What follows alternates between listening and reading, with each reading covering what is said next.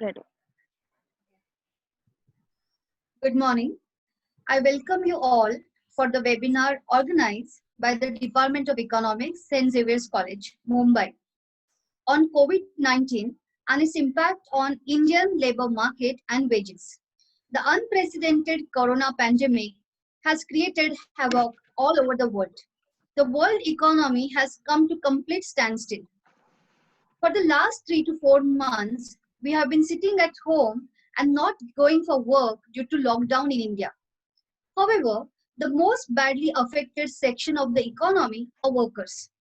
To discuss the depth of the labor and wage related problems, today we have invited Mr. Xavier Estupinan. Mr. Xavier Estupinan is an international labor organization economist and wage specialist for decent work team at Delhi for South Asia since 2016. He has earned his master's degree in social science from the University of Tamkang. He has worked as a social protection national expert for the regional program for the extension of social protection in the Andean countries in the International Labour Organization. He was appointed as the Director of Wage Analysis and later on as an Undersecretary of Employment and Wages in the Ministry of Labour in Ecuador. In 2012, he was nominated as the President of the National Wage Council, promoting tripartite social dialogue and fixing the national minimum wage, as well as sectorial minimum remuneration. Currently, he provides technical support to governments, trade unions, employers, organizations on wage policies in the South Asian region. In India, he participated as a member of the expert committee on determination of methodology for fixation of national minimum wage, provided technical 2019. And he recently published the India Wage Report on the wage policies for decent work and inclusive growth and works closely with the V.V. Giri National Labour Institute at New Delhi. So without further ado, I request Mr. Xavier to address our students and faculty on Indian labour and wage issues. Over to you, Mr. Xavier. Thank you very much, Aditi. I'd like to thank you and thank St. Xavier's College for this opportunity. We're living a very special moment in time, and there are many concerns, and obviously employment, wages, jobs are certainly in the spotlight right now. So my presentation for today's lecture, and I want to thank everyone who's attending this VC today on a Saturday, will be on the impact of COVID on employment in India, looking at some of the estimates that we've been able to present just recently in a paper on the labor supply shock and wage loss due to the containment measures.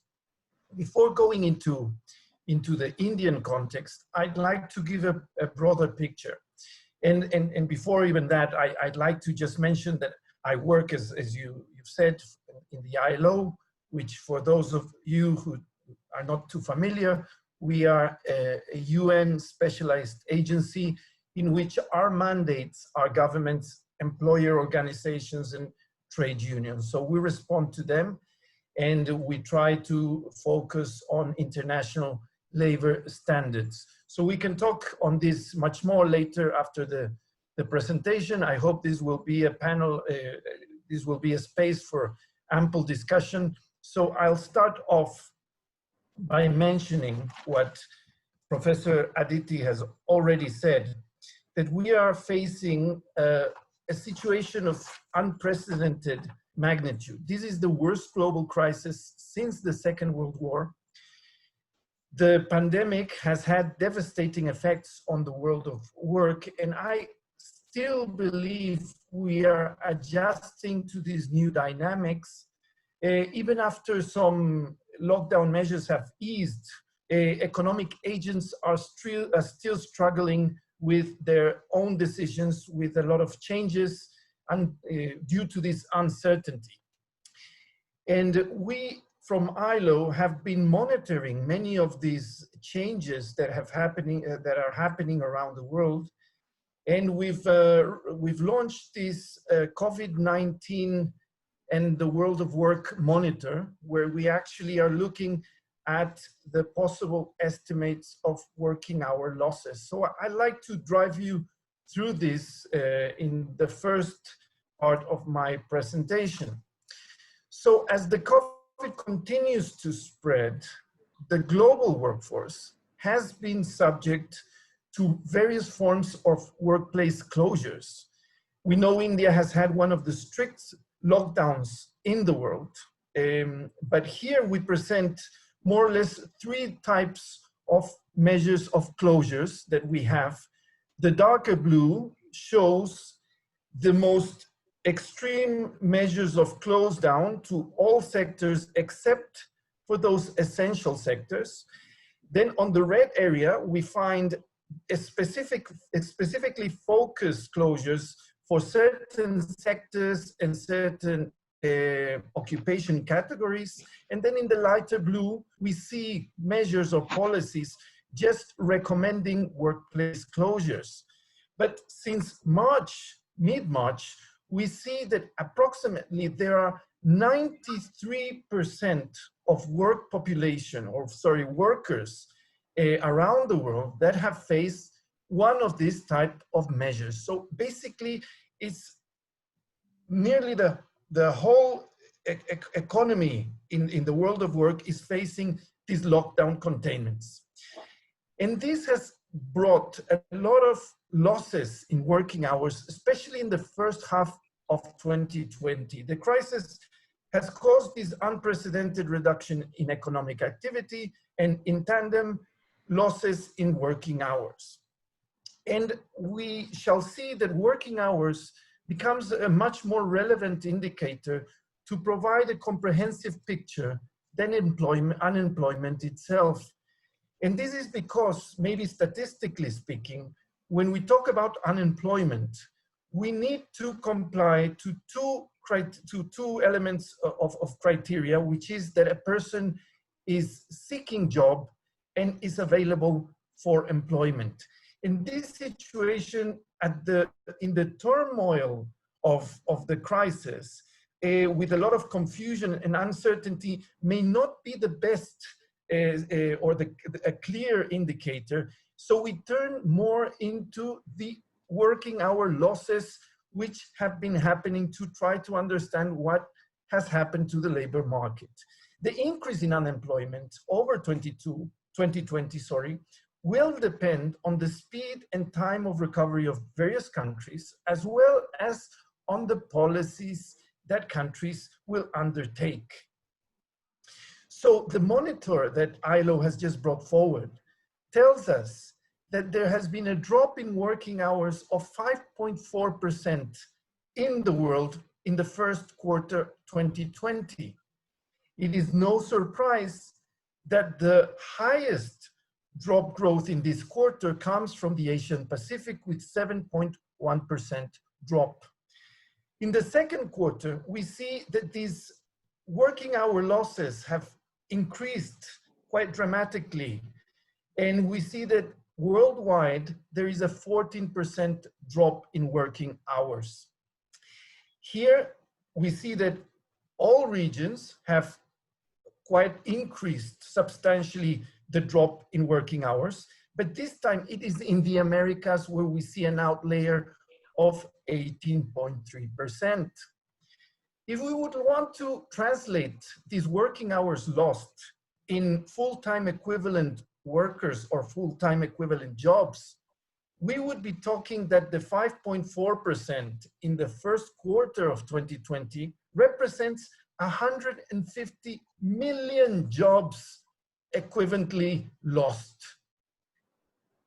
If we look at our region, this represents 80% in the first quarter, 125 million job loss.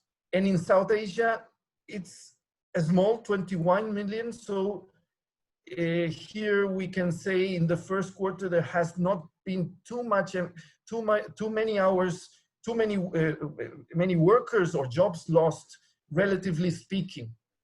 But it is in the second quarter, 2020, where this 14.5 that we saw, sorry, 14% that we saw, it is equivalent to 400 million. And in the Asian Pacific, it is 235 million. But if we look at South Asia, we are talking now about 110 million equivalent jobs lost. And percentage-wise, we're talking about 17.9%. So this estimate, then we come to look at it from a global perspective, we will contrast with the numbers that we present on India through another methodology that is more from a bottom-top approach. I will describe this later on. However, the COVID-19 and the World of Work Monitor report also alerts that the sectors that have experienced huge economic losses, and obviously working hour losses, are those such as accommodation and food services, very much related to tourism and obviously movement of persons around the world. Wholesale and retail, of course, is a result of the spillover effects of the whole crisis, and obviously has lost a lot of dynamism and has been hurt quite badly. Real estate, of course, is a sector that has also been hit hard due to the uncertainty that we are experiencing right now. And manufacturing, definitely, because of the linkages in the value chains, is one of the sectors that continuously or has not yet received its complete effects during the pandemic. We will see the unfolding of this sector as we go along, and depending on the responses of the different policies and countries. Now, if we look closely at how work hour losses have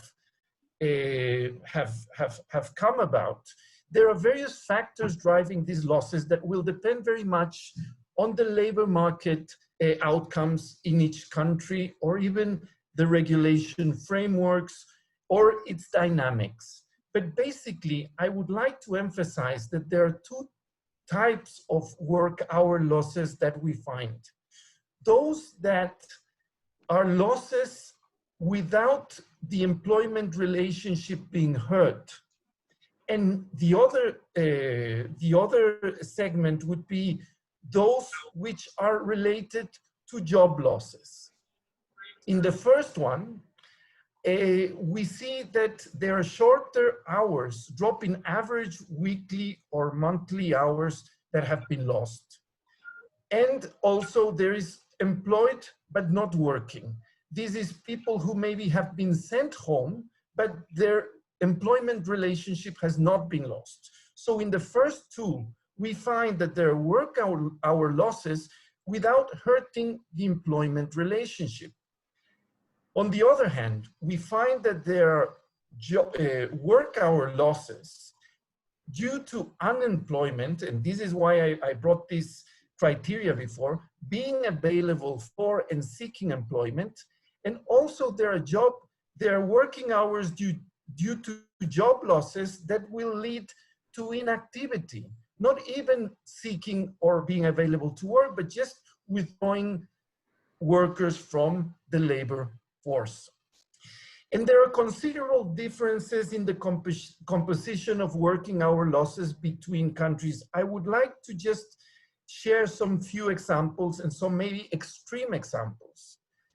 For example, in the United Kingdom, Ireland, and the Republic of Korea, we will find that working hour losses are more related to shortening or reducing hours of work, or being employed but not working, without much job loss. On the other hand, we find Peru, where there is an 88% of job losses leading to inactivity, meaning that the majority of working hour losses are due to the fact that workers have withdrawn from the labor market with accompanying job losses, of course. Then we have the United States, where we have that approximately 2/3 of the working hour losses are job losses leading both to inactivity and unemployment. 1/3 is only reduction of working hours without the employment effect. And finally, we may have Canada, which has a more distributed of the four elements. And these may be due to some policies that have been quite effective trying to sustain the employment relationship and reducing to some extent the working hour losses and the income related to them. Now, the impact in the whole economy has been quite directed to the informal part of the economy. Basically, we find that data that we've been gathering suggests that workers in developing countries, especially those in the informal employment, have been affected to a greater extent than in past crises. And we see that, for example, in low income and low middle income countries, the impact on informal economy workers is quite high. Mainly between 68 and 80% of total employment represents the informal workers impacted by the crisis. And these, of course, are the most vulnerable and will be the less resilient to support their own livelihoods. Now, let's turn to the Indian labor market. I would like to just highlight a few indicators that I find interesting and relevant before undergoing an exercise of looking at the impact of the COVID on the Indian labor market. We've seen, or we see, that the Indian labor market has a low labor participation, labor participation rate of 50.2%. This is even quite low considering the countries around South Asia. However, what is astonishing is what drives this 50.2% low, and that is the participation of female in the labor force, which is 23%. Here we find the biggest gender gap and one of the highest gender gaps that I've seen in labor participation. 77 versus 23.3, approximately more than 50 percentile points. So I think this is a very interesting indicator to highlight. Now, using the periodic labor force survey 2017 and 18, and mainly the usual principal and subsidiary employment status, we also calculate or try to estimate with census estimated figures what would be the absolute numbers of the labor force. And this is approximately 495 million by March 2020. What means approximately 466 million employed and 30 million unemployed. Out of, again, comparing between female and males, again, we see this, obviously, this contrast, which basically represents that for every female employed person, there are 3.33 male employed workers in the labor market in India. Another key characteristic that we find, and especially in a trend sort of way, from 94 to 2018, is that the structure of the labor market has not changed with respect to the relationship between self-employed and wage earners. It is maintained between 53% and 47% of wage earners, 52 self-employed and 48 wage earners in 2018. This structure has not changed practically. What does change is the demand in the wage earners towards more regular workers. From 14% to 23% are regular salaried workers, in contrast to the lowering demand of casual workers that were 33% in 1994 to 25%. this to some extent means that formal employment has improved to some extent, at least in the wage earning sections.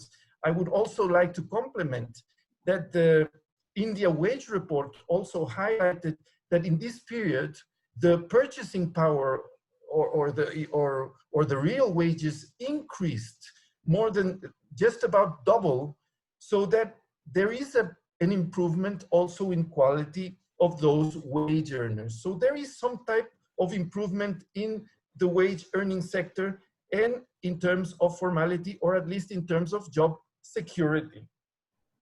On the other hand, just to understand what is the composition of the self-employed, we find that these 48% of self-employed correspond to 2% of employers, 37% of own account workers, and 13% of unpaid family members, which we suspect is the worst of category of workers where there is no compensation for their work. Now, having understood the categories that we have in the periodic labor force survey, these 5 categories of workers, and understanding that the Indian economy also has a dualistic nature due to the unorganized and organized sector, in which the organized sector is composed of all public establishments and all non-agricultural rural establishments outside the public ambit with 10 or more workers, we would understand that those employment categories in the organized sector would be better off than those in the unorganized sector.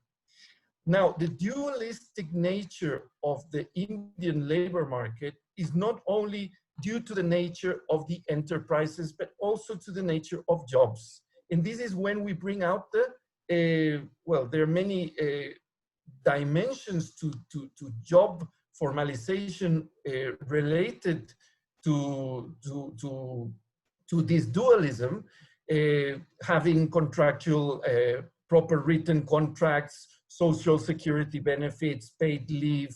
We, in this analysis, will only take the retirement benefits as a proxy of social security.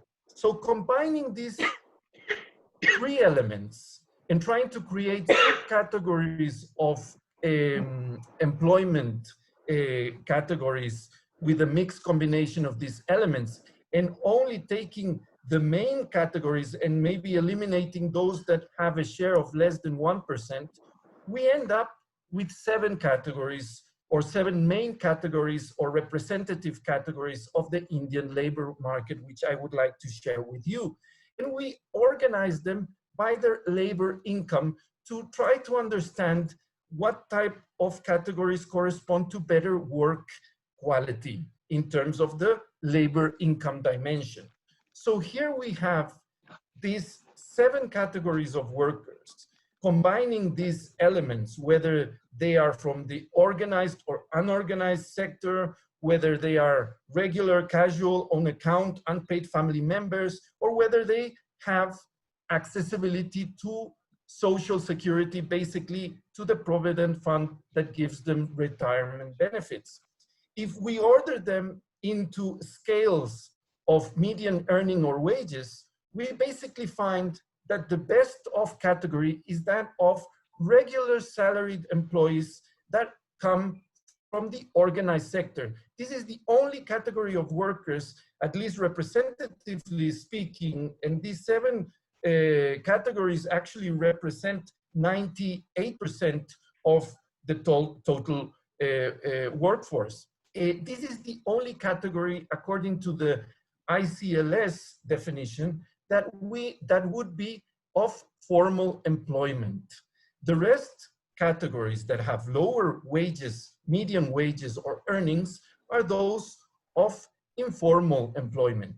We find employers in the unorganized with 1.8, regular salaried workers without social security from the organized and the unorganized with a similar median wage value. Then we have own account workers from the unorganized, casual labor, whether they're from the organized or unorganized, basically they have a similar median earning wage. And finally, the unpaid family members. So we have a taxonomy, a very interesting taxonomy or definition of categories of workers that actually correspond to better and worst off categories. And then we also do the same exercise for female and males. And there is a correlation. So basically we're on the right track. What surprises me from the labor market in categorizing these employment segments is that there is a huge disparity of gender pay gaps in this informal category of workers. We find that they go from 38% to 60%. 60% corresponds to own account workers.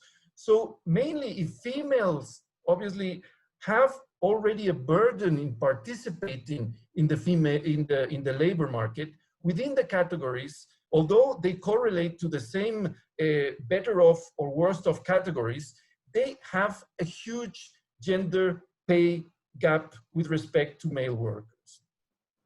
Now, giving another layer to this, we also, with the same category of employment categories that we've defined in order of income, labor income, we find that female workers have an over-representation in the lower categories of workers, that is casual and unpaid family members. As you can see, it is 26% and 31 or 32% of women are concentrated in these very low categories. And men, of course, they are better off in the best, in the better off categories. Only non-account workers, already women are starting to participate less than men. But in this category, remember, there is a 60% of gender pay gap. So actually women are facing a real difficult situation in the context of the labor market and specifically in informal employment. We emphasize in informal employment because we've seen that the COVID crisis has hit hard on this segment of the population. And we have to emphasize that India has a prevalent informality. In fact, if we distribute the workers within the sector, the enterprises, organized, unorganized, and employer household, and with respect to the job category of having social security or not, with respect to being informal employment or formal employment, we find that informal employment overall represents approximately 91% of total employment. And there is two diverging trends that we have seen over the years. That is that the unorganized sector is to some extent being reduced in having less percentage or share of workers. It has come from 86% in 1994 to 80.7% in the 2018 PLFS estimation. So we would expect that this reduction of the unorganized sector in participation of workers would generate a positive result in generating more formal employment. However, there is a countervailing trend that within the organized sector, there is an increase of informal employment due contractualization, contract labors, or maybe casualization of workers. So this is an important trend also to emphasize, and this is what has made that there is a stagnation of a 90 to 93% level or prevalence of informality in the labor market in India. So now going back into the background of the COVID, we know that the COVID pandemic has been increasing all around the world. In fact, up to July 7, we've had approximately 12 million cases. India has just come to the third highest cases in the world, only surpassed by US and Brazil with 7 lakh. We know that countries have taken these measures to reduce the spread of the virus, basically looking into social distances and restricting workers and movement of people, especially in the lockdowns. Oxford University has come up with this very interesting government response stringency index. And of course, India has had one of the highest or more strict lockdowns, as you've mentioned, Aditi, in the last approximately 3 months. These containment measures, of course, have had a detrimental effect on the economy. And we know that the first impact of the economy shock comes through labor reductions. And this, to some extent, or at least captured by some literature, is basically focusing on the workers who are stuck in these non-essential industries that have been locked down, and also that cannot or are unable to perform their work activities from home. Let's just take a look of some of the recent literature that has been addressing the effects of the containment measures on the economy. And basically what the literature says that there are two sides of it that have been triggered, not only the supply side, but also the demand side.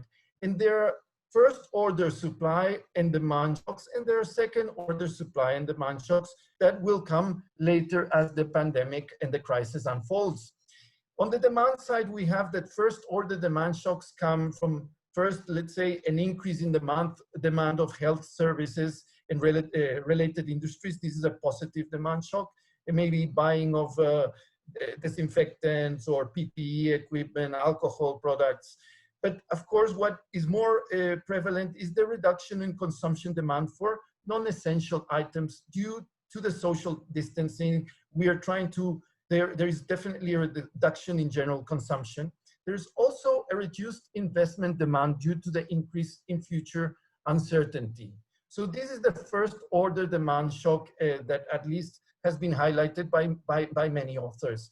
And then there's the first order supply shocks, in which we will concentrate we've concentrated our methodology to arrive at some estimates of the impact. And this is for labor supply shocks due to the inability of workers from actually carrying out their activities from home that pertain to the non-essential industry. That is those industries that have been locked down. And then we have also labor supply shocks due to the mortality and morbidity. At the initial stage, these are not big numbers, so we do not take them into consideration. Then on the second order demand shock, we find that there will be, or there is already, a reduction in consumption demand due to the wage and income loss that is a result of the labor supply shocks of first order. And then on the supply side, we also see there's a second order supply shock due to the supply chain linkages that obviously will dominate as the crisis unfolds. For estimating the first order supply shock, what I want to share with you in these estimates, we've used quantitative estimates of labor supply shock and wage loss during lockdown 1 and lockdown 2 in India. I'll go back to this later on. And we've used, of course, the data that I've told you, the PLFS 2017-18. Already there have been some estimates. The CMIE has estimated that 120 people went out of the job in the month of April 2020. So this helps us to make a robust check on our own numbers. So what do we do in this methodological approach, and what is our contribution? Basically, we use a bottom-to-up approach to get a more granular estimates on the labor supply reductions at an occupational level within the industry, and of course, the industries within the economy. A worker here would be considered at risk of losing their job if they are pertaining to the non-essential industry and cannot perform their work activities from home. This is following a Rio Chanona study 2020. The labor supply shock, of course, for an occupation K and an industry Q will be identified once we categorize those industries as essential and non-essential. And for this, we've used the Ministry of Home Affairs notifications from lockdown 1 and 2, which have changed and they were from 24th of March and 14th of April. So the lockdown was somehow eased. So we use this analysis to get the proportion of workers and occupations in the non-essential categories. Then, of course, we get the proportion of workers who are not capable of working from home. To do this, we've constructed a remote labor index for an occupation K. There has been a lot of literature on this, and mainly they've used ONET surveys, which capture basically the activities of certain occupations that may not work from home. So most studies have been capturing this as in essence, but our methodology actually looks at the national classification of occupations in the PLFS and actually address each of these activities to capture the remote labor index for the Indian context. So basically the labor supply shock would come from an occupation K and an industry Q that is in the non-essential industry, and that is combined to 1 minus the remote labor index, which would be those persons that cannot work remotely from home. Those workers that are working in essential industries, we assume that would not be impacted. So, of course, the aggregate labor supply shock would be summing up all the occupations in all industries within the whole economy in India. The results are quite interesting. As you see, for the rural sector, in the first lockdown, starting from March 24, we find that those combining or looking at the intercept between those workers that are unable to work from home and those workers in non-essential industries in the rural sector, we find that the impact would be that of 16% of employment in rural economy. On the urban, following a similar approach, we find that the impact would be on 42% of workers in the urban sector. As we've mentioned, we have captured the census estimates to more or less understand what would be the significance in absolute numbers. Of course, one major assumption is that there is no structural change from the 2017-18 data. Nevertheless, we find that this overall impact would be of 25% of total employment in India, which would be approximately 116 people at risk of losing their jobs, more or less distributed in 65 million in the urban setting and 50.69 in the rural setting. The second lockdown, of course, eases or lifts some of its containment measures, specifically in the rural sector and in many activities within the rural areas.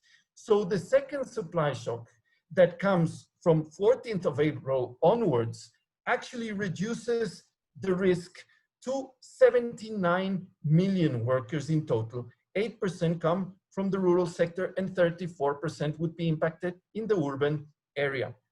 So here, the issue is more balanced towards the urban sector, where 53 million would still be impacted with respect to their job loss, and 25 million would be now in the rural area. So this has eased to some extent the rural settings. Now, if we look at the informal and formal employment, which we kind of did some exercise at first, we will find that the end result, both informal and informal employment at the end of the first lockdown and second lockdown, is quite similar. 26% in the formal employment, 24.8% in the informal employment, and we find that 20.6% in the second lockdown would be affected from formal employment and 16.6% of informal employment. However, the scenarios are quite different for both formal and informal.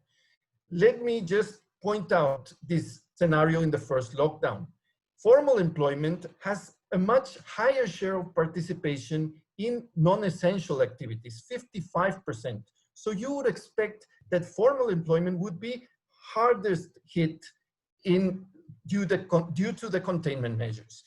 Informal employment is 33% in in non-essential activities. However, the remote labor index provides us an interesting buffering to this effect, because formal employment has the capacity of reacting, and more or less 29% of formal employment is in capacity to work from home, whether informal employment workers have a reduced capacity of 8%, and that is why, although we start off with a very different situation with respect to the share of workers in non-essential industries or sectors, at the end of the day, because of the different adaptability of formal and informal workers to respond to the COVID containment situation, the effect ends up being more or less similar.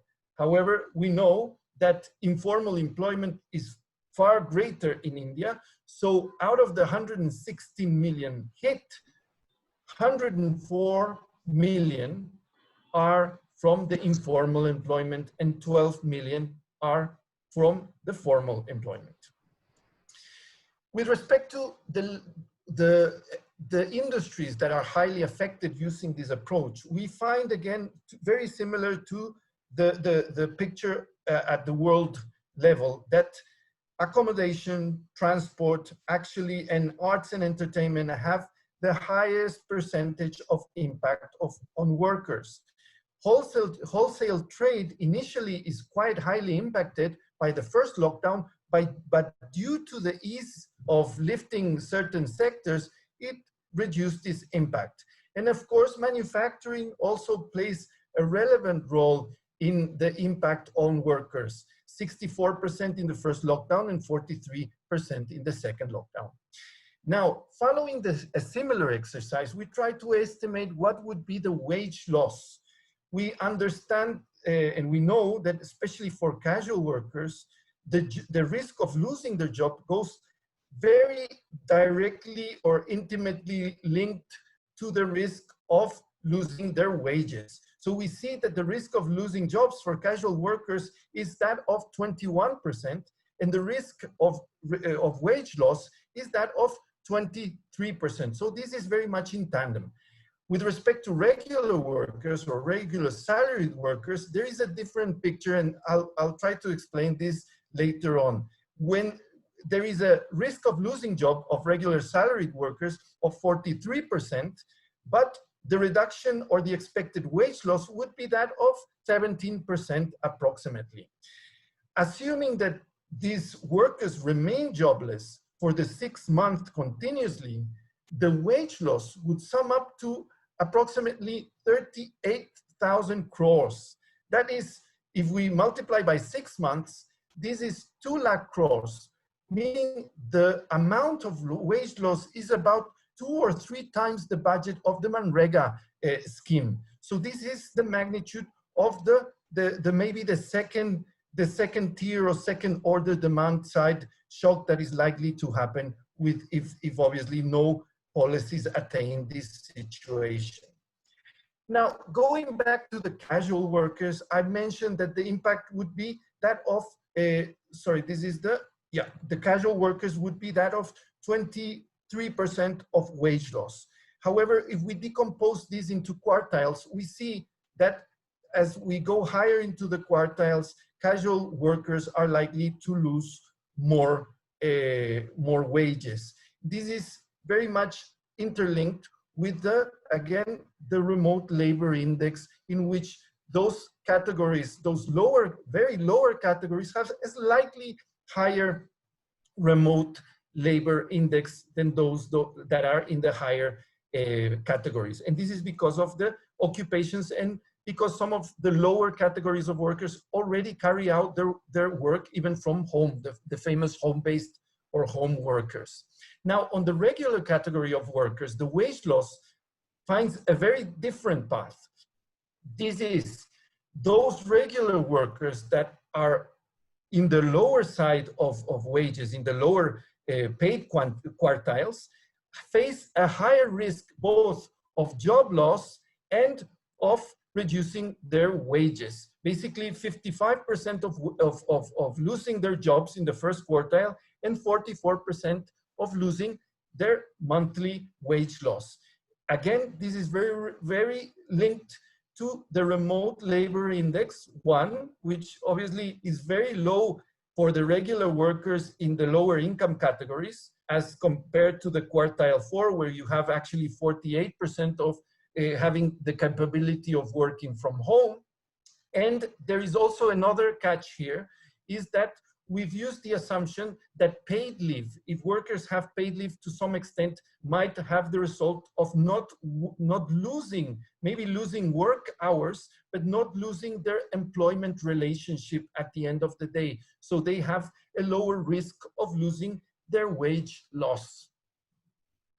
Another distinctive feature of the impact in the informal economy and in the formal labor market, we find is that on young people are disproportionately affected. If we see a normal informal employment curve, we will find that approximately 25% of these workers are from the cohort group of ages from 15 to 29.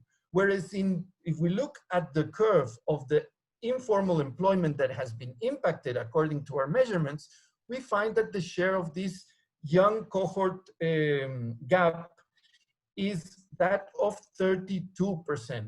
So we see that young workers are going to be highly impacted in the context of informal workers.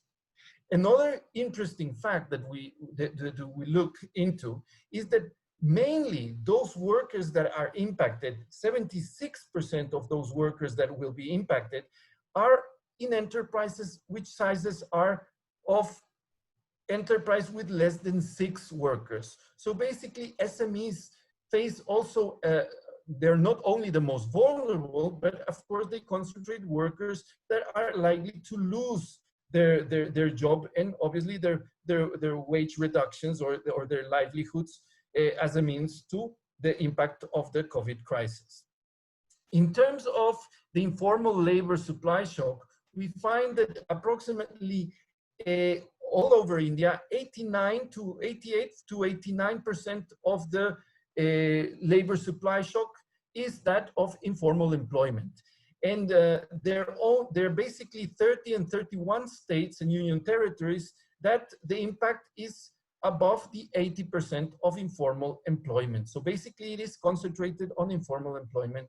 And there are only few states, which are 5, basically Goa, Karnataka, they're all in this graph, that have a less than an 80% impact of the informal employment. Another feature that we see, and again, it is very striking and is very much related to the situation that female workers face in the labor market, is that for the first notification, we find that, well, we know that urban workers are likely to be more impacted than rural workers, but female urban workers actually face a risk, 50% of them face the risk of losing their jobs. On the second notification, once the containment measures are eased, there is an improvement or there is a reduction of the impact, especially if urban male 34%, rural male and female rural 8 and 7%, but urban female still holds the highest risk of losing their jobs with a 45.2% impact. Finally, just to address another important correlation, we find that the top 5 states that concentrate the higher confirmed cases, positive cases of COVID, top 5 states concentrate approximately 71% of the total cases. They also concentrate the number of workers at a risk job loss. This is 39 and 40%. As we go up, the top 10 states concentrate 85% of the cases and concentrate approximately 70% of workers being impacted. If we look at 15 higher states with higher COVID cases, we will find that they concentrate 84% of the job losses in these estimates. So we think that, of course, this is likely, at least the effects are likely to continue and be dominated as the pandemic spreads. Just to conclude and to leave space for some discussions, I'd like to share that these lockdowns have put at risk 160 million workers, according to our estimates. Out of these 106 million, 16 million, 104 workers are in the informal employed, and moreover, 75 million are informally employed in the unorganized sector, which we obviously think are at the highest risk of job loss. Majority of workers who are at risk of job loss are also in states with highest number of COVID infections. The sectors and industries we've also mentioned: service industries like transport, 57%, entertainment, 57%, and accommodation, 73%. And these shocks are likely to persist in these industries because as demand will, even as supply resumes, demand will still remain low. And we see that as the pandemic spreads its effects, the second order demand, what we've calculated as a wage and income loss, and the supply shocks that come with the supply chain linkages are likely to gradually dominate. So I'd like to leave it here for an open discussion, and I hope I've done this in the time that has corresponded to my presentation. So thank you, Professor Aditi. Thank you, Xavier. Wonderful presentation, very technical. We need to go through it again to understand the methodology that you have used to calculate the impact of COVID-19 if this kind of situation persists for next 6 months. One interesting finding is that if the situation if the situation continues for the next 6 months, then the total burden on the government exchequer could be more than 2 to 3 times more than the MG Narega scheme. Now, one question I would like to ask you before we take questions from the audience, that what are the policy suggestions from the government point of view? Since you have worked with the government of India, you have worked with other governments, other parts of the world. So what are the suggestions according to you? And can you do comparative analysis between Indian government stand and the other countries?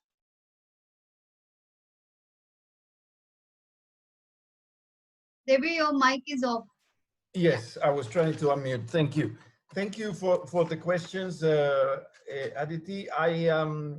Well, we as ILO have already put forward at least 4 main broad categories or strategies that I think many countries are following. We've been able to look at what are the best practices.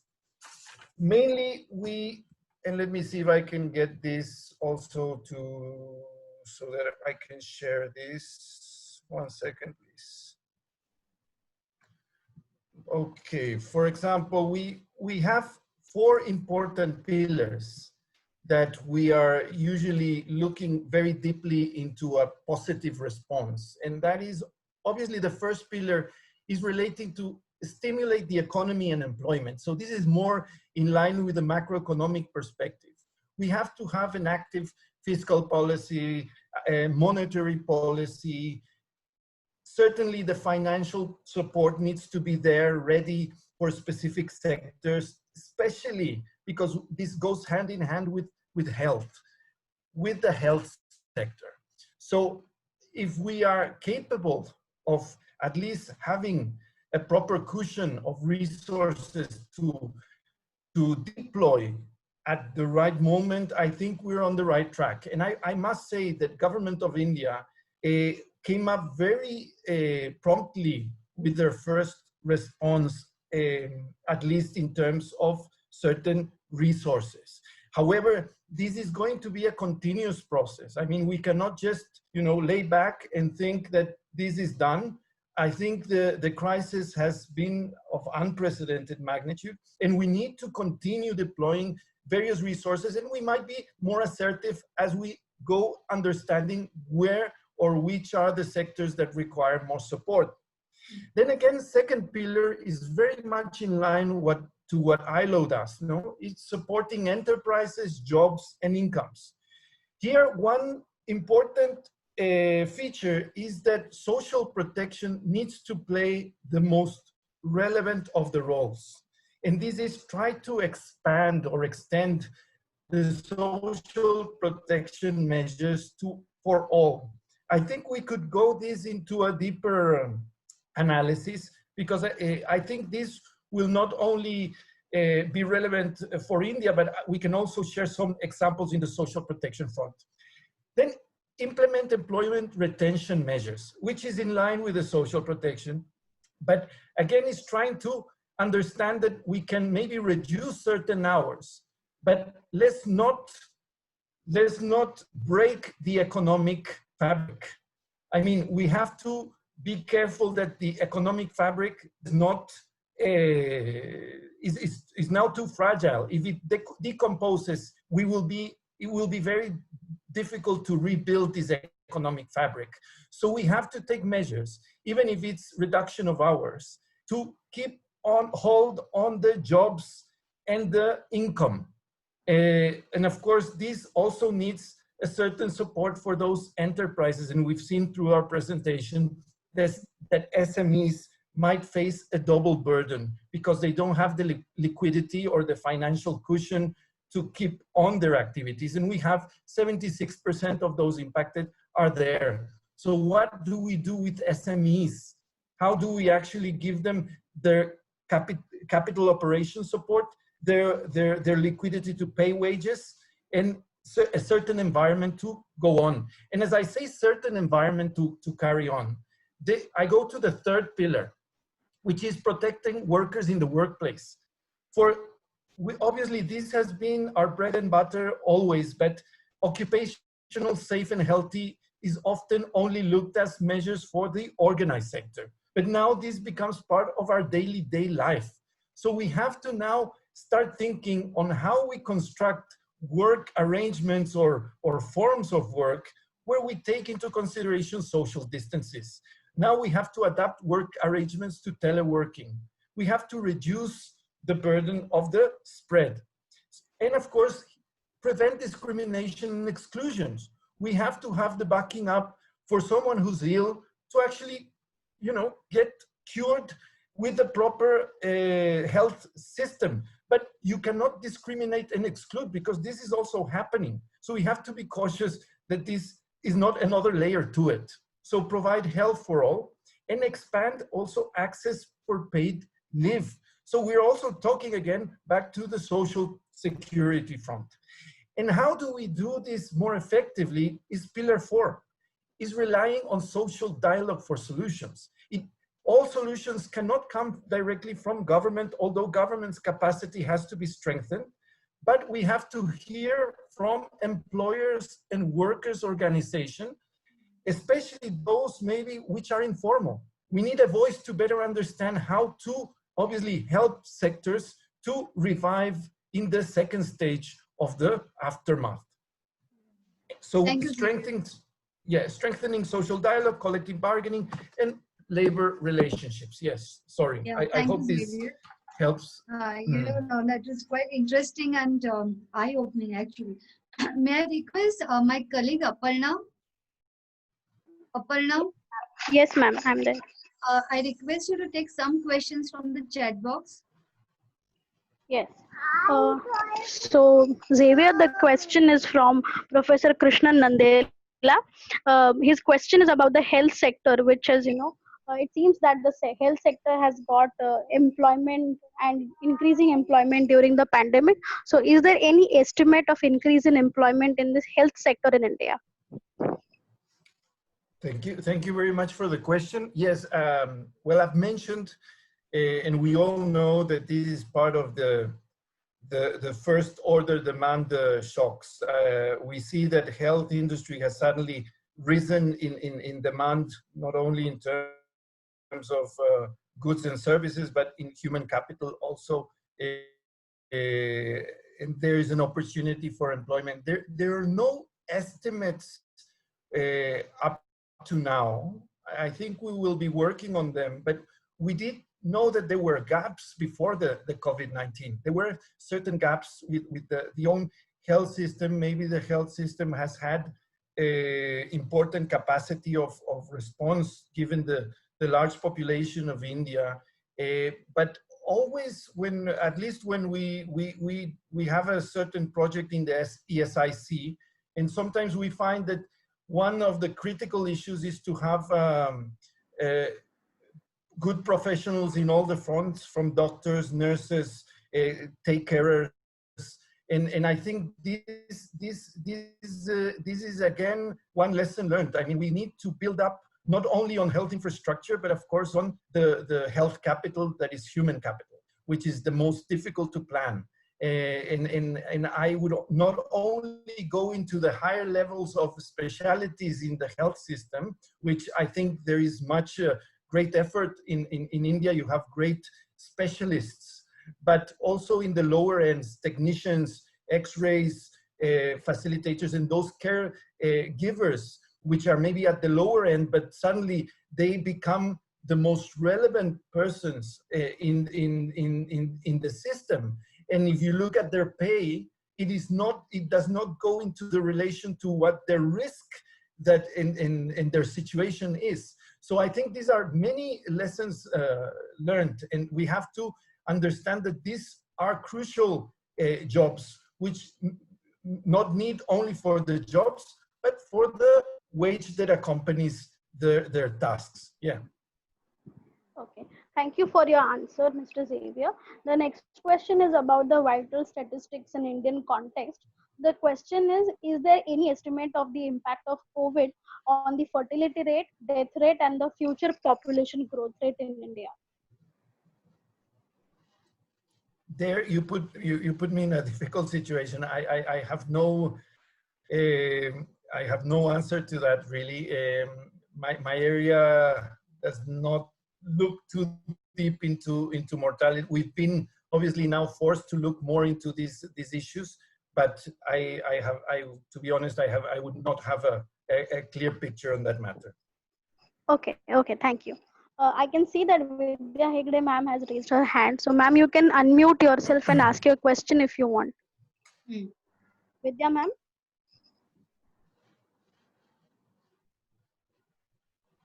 Vidya ma'am, are you there? Okay, by the time she comes up, we have another question. Clarissa. Her question is, will the entry-level labor force be deeply impacted in the COVID situation in the world, or will organizations invest in the training at the entry level? Also, what is the most efficient solution, and what would ILO suggest to countries and other organizations? Okay, a very extensive question. Well, the entry point, of course, you see that one of the greatest worries, I think, on the impact is that on the youth. And this is not only in terms of jobs, it's also in terms of education. I mean, we are facing now a double burden. We see that they are likely to be impacted. And here is a high risk of losing maybe a decade or a dividend, if you want to see. India has like one of the highest concentration populations of youth.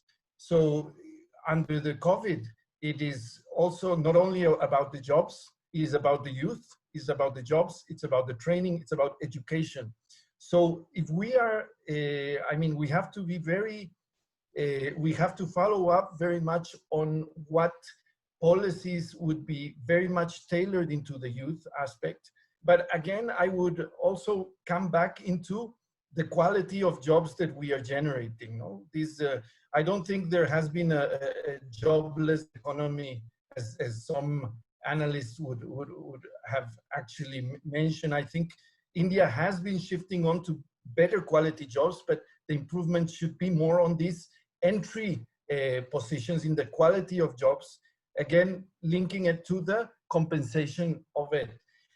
In terms of better solutions, there are two parts to it. I think the immediate part is a humanitarian more type of response, which I think it's to some extent there.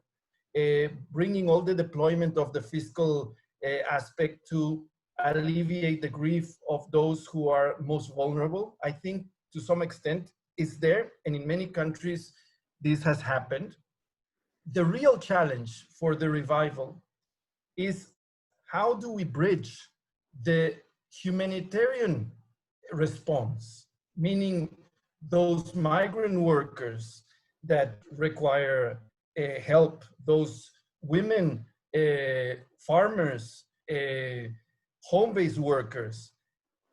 Perfect. We have these a lot of deployment of humanitarian response, but what do we do trying to bridge this to a mid and longer development type of approach, in which now we've registered them, we've maybe provided them an outreach with the benefits, but how can we integrate them now in a new system where we will find that social security should be in the heart of it all? I mean, we have to have this human-centered approach. I mean, the growth has to be inclusive, but it's not about saying it, but it's about actually implementing it and providing the right system in terms of the social protection that workers and families need. So I think the opportunity here would be to undertake now the challenge, now that you've registered farmers and migrant workers because you've reached out to them with some type of benefit, or even with the builders and other construction board, which you have a lot of institutions with the food system that you have, or with the Manrega. Okay, register them, but give them the social security part to it.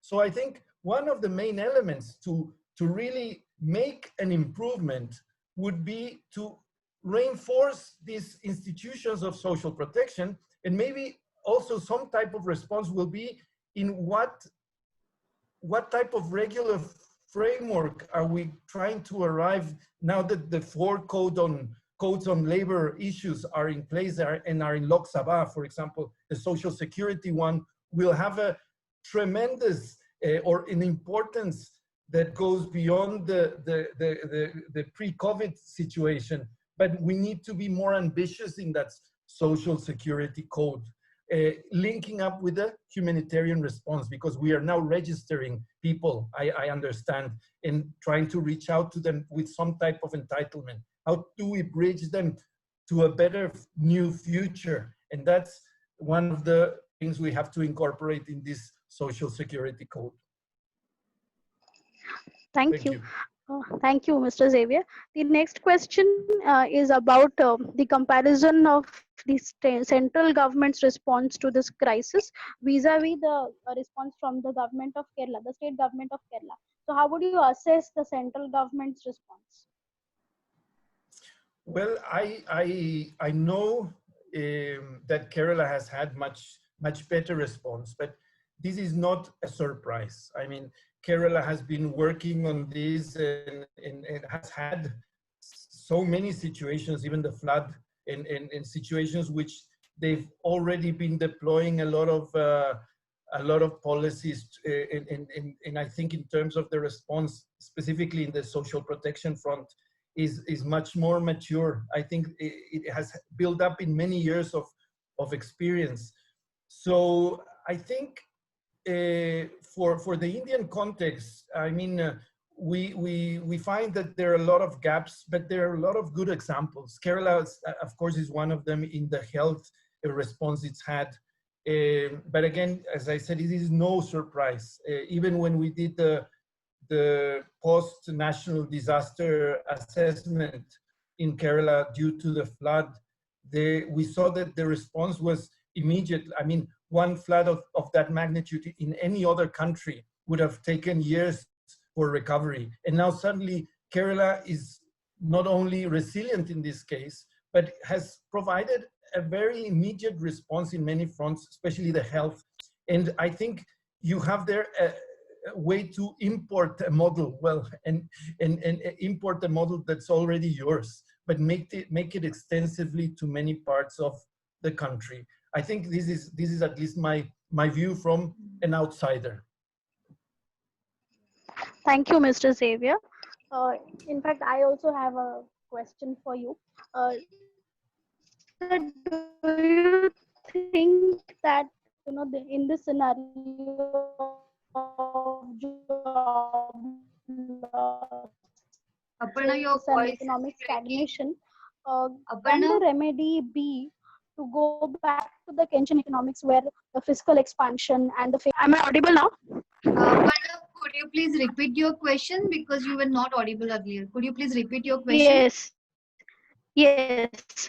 So, sir, do you feel that the remedy in this scenario of job losses and economic stagnation is to go back to Keynesian economics, where he advocated fiscal expansion and public expenditure for for resolving this kind of scenario? Thank you for the question. I have to admit I'm a little biased in this question, but I think the crisis leaves little opportunity not to look at to some extent part of the Keynesian model, because we need to reactivate the economy from inside. I mean, now with the world in this situation, with the sluggish trade that will be there, the sluggish tourism, we need to look inwards towards the recovery. So there is little space not to look into the Keynesian model and understand that we'll have to create the demand from India itself. And I always, even before the COVID, I always take an example in which Europe took like 60 years to build the economic Europe. And it took 60 years to build a 600 million market to be dynamic. India has 1.3 billion. I mean, you already had the mark. You already have the market. It's really trying to improve the living standards within, which will generate a positive feedback with the consumption patterns of such a huge economy. I mean, I wouldn't even looked outwards beforehand, but now you are faced to look inwards for a prompt recovery. But it is not only about the fiscal space, it is obviously part of it. Again, I emphasize that it's also mainly about being a human-centered approach. You have to have an inclusive growth. It's not only about deploying resources, it's about bringing the lowest, leaving no one behind, looking for actually what I've been promoting last 10 or 15 years, which is about having proper minimum wages, decent minimum wages. In fact, one study we recently did, one rapid assessment on migrant workers told us that migration for survival in India would not happen if you had at least a wage of, let's say, 10,000 rupees a month, which is more or less what we've proposed as a minimum wage, the 375 rupees a day. So these type of situations bring into the context of having a more inclusive growth. Not only growth by itself, because the achievement of growth in India has been huge over the last years. But if you talk to many workers, they may have not have felt it. And that is one huge and important thing we have to think about now, rebuilding this new economy. And how do we, now we'll have to look inwards. How do we create this demand? We have to create it through fiscal policy, but very focused into those who can actually create the process of consumption, which usually are the lower tiers, and which will ignite a process of revival of small SMEs. And again, a dynamism which 1.3 billion, I mean, I can obviously not think of an economy growing hugely if you just had the the purchasing capacity that would enable you to create your own unique world. Thank you, sir, for answering all our questions. Thank you so much. I think Aparna, Ria raised her hand. I think she has some question. Ria? Ria, you can unmute yourself and ask question. No, I was just, that was a symbol of or of clapping hands, because I really like that point that he said. Okay, okay. Sir, there are two more questions. Professor Koel Roy Chaudhary, she's asking what measures can be taken for improving female participation in labor market and reduce wage disparity. Good. Well, I think this is a great question. I mean, we've seen that education obviously is playing an important role, but of course, attainments or endowments of education we've seen that is not the unique aspect to it all. We've seen that the gender gap has various dimensions, even discrimination. The gender pay gap in India it has both ends. In fact, it has a sticky floor because you find, as we saw in the pictures, most women that are overrepresented in the lower cohorts. So basically, we're talking about there we are talking about access to better job opportunities, to better wages, minimum wage policy, enforcement of a good minimum wage policy is definitely one measure that will reduce the gender pay gap, definitely. And again, I think this is a vicious cycle because there are various studies which say that lowering the improvement of income, household income, made that there was a withdrawal of women, especially from rural areas, to their households, what reduced the participation. So basically now it's a second phase of a U-shaped situation in which now we have to keep on pushing for an improvement of wages, and not only an improvement, but reducing these gender pay gaps that would be an incentive of women for participating first. Again, wage policy plays a huge role there. Minimum wage policies to look at this sticky floor issue at the lower cohorts. And then, of course, it's a matter of cultural situations. Of course, a lot of people addressing public transport as you know, to have a safe environment. Care facilities, definitely motherhood plays a huge role in the impact of women participating in the labor market. So accompanying wage policies, care facilities, proper infrastructure, transport, and all these situations are there that could be put in place. Some governments have already tried this type of situations. Delhi government, for example, not charging for the metro or the bus, or giving us, you know, special conditions. I think all these issues that go from security, from childcare, from having the right facilities, and obviously the right incentives from a proper compensation will definitely bring women back to work, including obviously those who are the lower cohorts, which need also to strengthen their education attainments. But in general, I think there could be nice improvements, and there is a nice part on the code on wages, which actually gives the advisory boards the faculty to work out and put forward this type of policies. So this is one area where I think we could see better development in India in the next years. Thank you, Xavier. Madhura, she's asking this question. Will Prime Minister Modi's Atmanirbhar Bharat motto affect Indian labor market, and how?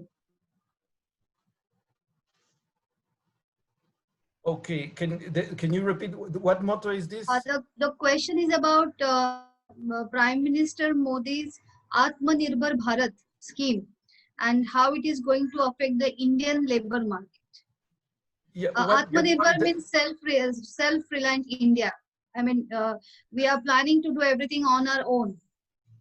We will be less dependent on others. No, definitely, sure, definitely. This is what I'm saying. I think you have the opportunity mainly, and obviously it comes from from this motto, but I think, as I'm mentioning, you have now been forced to look inwards because we've had a lot of type of growth policies throughout the years, even before the 90s, you know, the substitution of imports, but that did not take place because of many issues. One, of course, because it focused very much on the SMEs or the small enterprises to substitute imports, but it created this dualism because what it really did was that the big enterprises just divided themselves in small ones, small units to produce, not providing the right thrust for this inward growth. And I think this is one of the issues that lacked the export model, because you can obviously focus on the export model, but you have to strengthen your inside model. So I think this is a new opportunity to look inwards. But the issue here is that you cannot only look at economic sectors for growth. You have to look at economic sectors for growth and job growth. Unfortunately, sometimes we focus on rapid, fast growth, which will generate the big numbers, but will not have these spillover effects that we need on this, as I said, human-centered approach. How do we generate the growth where employment is also included? I think this is the big challenge, even if you want to grow, whether it's export growth, which right now we will have many constraints in pushing that model, but whether it's inward growth, it's looking at where growth can actually be in place, but also bringing in job growth. For example, I feel that is a very interesting moment in time to look back into the agricultural sector. I mean, it becomes a very important backbone in the economy, especially in terms of food security. So we have to reinvent the agricultural sector, food transformation and distribution of all this value chain that may have very important implications now that many of the workers have returned maybe to their rural settings. I think this is an opportunity to strengthen investment in agriculture and make it more labor productive. This is one possibility of looking now into the new inward growth. Okay, and we will take the last question by Dia Joseph. She's asking, can India afford fiscal expansion considering the fiscal deficit of the country that we are facing right now? Yes, that's a really important question. I think many countries are facing exactly the same realities. I mean, unfortunately today we have to just think about really investing into the proper fiscal policies. If we do not recover now, we will be much behind if we don't take certain measures of, I know there are constraints, but we are all facing meaning all countries are facing similar constraints.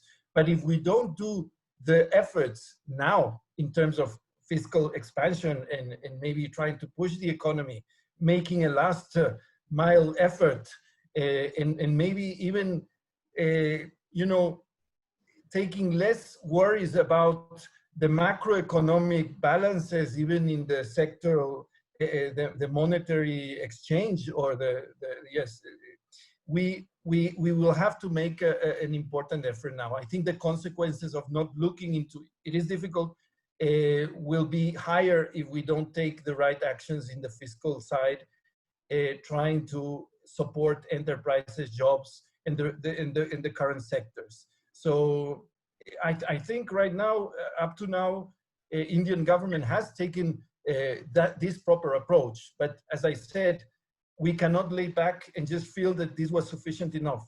I think the crisis is still unfolding. We will have much backs and forwards with respect to even maybe the lockdowns, not maybe complete lockdowns, but maybe focalized. So we will have to rethink of rearranging the sectors. But yes, fiscal has to be there. And as ILO has also suggested, we will have to look very much into the whole world context to try to obtain newer ideas of obtaining resources. Okay, Correct? and just, yeah, thank you, Xavier. There is one comment by Professor Krishnan Nandela. He's saying in COVID times, labor appears to have been fairly protected in South Korea and the United Kingdom. The same is not true, particularly in South Asia and India. How governments and nations can let labor fend for themselves when the cause of unemployment was initiated by the governments in the form of a harsh lockdown. Should ILO not condemn such absence of concern on the part of the government in South Asia and India in particular? So this is the last question for this. A very interesting question. Yes, I mean, we are trying to push. I mean, as I said, this has been our bread and butter always. Occupational safety and health, social protection. All those countries which have put more efforts in the social protection front are coming out better or are being more resilient in the situation of trying to retain jobs. I think this, as I said, we've been always promoting this type of labor market institutions that may guarantee any contingency, not even this very difficult crisis. I mean, we all need to some extent some job security, some income security, whether if it's because we are sick, we due to maternity, due to the breadwinner loss, due to an accident. But unfortunately, only 10%, if even that's of the working population in India has these benefits, which should be universal for everyone. I think, I mean, we are pushing for this, and that's what I meant. How do we bridge the humanitarian to the medium-term development? I see, for example, a good opportunity, for example, in the construction work. You've already built very interesting boards, builders and other construction boards with a lot of resources. I mean, wouldn't that be the opportunity to integrate this type of funds to a more comprehensive and integrated social security scheme where actually these things could be balanced from not only contributory mechanisms where employers and workers are putting their own money into the bucket, but also from mandatory contribution from government, as to some extent it has done with the builders and other construction workers. I mean, we can start building this type of situations so that we address in a tailored manner certain occupations that are likely, or certain sectors that are unlikely to have their own formal schemes by their own. I mean, farmers, for example, they should again have their own scheme with a lot of contribution maybe from government to alleviate any type of situation, whether it's the seasonality, whether it's being sick, I mean, this, we have to push forward. I mean, everything is not only about government. It's about employers and workers building together this comprehensive picture. Because government, yes, has a liability, has a responsibility, but if we don't come together and talk about, that's why it's so important to rely on social dialogue for solutions, we will not be able to address everything. And some sectors need a little bit more of tailoring to improve this type of social protection fronts. This will create the buffer to any type of possible situations. And this is what many examples we've seen from South Korea, from even Thailand, Malaysia. I think there are various examples from the Asian Pacific that are coming up with enhancing their social protection, extending the benefits to workers which were not entitled to these benefits, to be part of the humanitarian response. But now they are registered, okay, what would their contribution be? Or would government need to provide more resources for specific sectors? These are the type of dialogues that need to continue and enhance to work out a better normal. And this is what we want to come up with, a new and better normal for the labor market in India. Thank you, Xavier. Thank you so much. A great, wonderful lecture, and you explain us what is new normal and better normal. Now I request Ria Desai to extend vote of thanks. Thank you very much, Mr. Xavier. This has been a super insightful session. We really appreciate your time and perspective on this. Thanks to everyone who logged in for caring and expanding your understanding on this cloudy Saturday morning.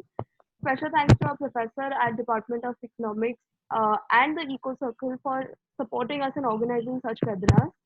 Join us tomorrow, 4 to 5:30 p.m. for another engaging session by Mr. Ashish Shinde on careers in economics, his journey from academics to civil services. Thank you, Mr. Xavier, again. Everyone stay safe. Thank you very much. Thank you, Xavier. Thanks a lot. Thank you.